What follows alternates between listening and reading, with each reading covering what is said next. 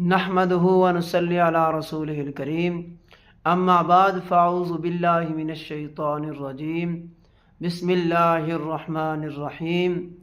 ناظرین، آج میں آپ حضرات کی خدمت میں ایک ایسا وظیفہ لایا ہوں جس وظیفے کے اوپر عمل کرنے کی وجہ سے آپ کو جناب نبی کریم خاتم النبیین صلی اللہ علیہ وسلم کی زیارت نصیب ہوگی۔ وہ عمل کیا ہے؟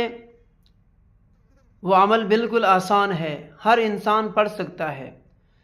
فرمایا جو شخص ان اللہ و ملائکتہ یصلون علی النبی یا ایھا الذین آمنوا صلوا علیہ وسلموا تسلیما، اس آیت کریمہ کی روزانہ رات کو سوتے وقت تسبیح پڑھے گا، اللہ تبارک و تعالی اس کو نبی کریم خاتم النبیین صلی اللہ علیہ وسلم کی زیارت کروائیں گے، آپ کی زیارت نصیب ہوگی۔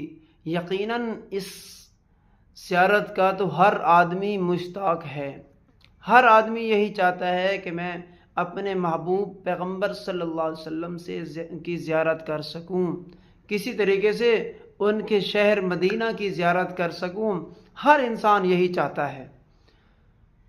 اللہ تبارک و تعالی میرا اور آپ کا حامی و ناصر ہو۔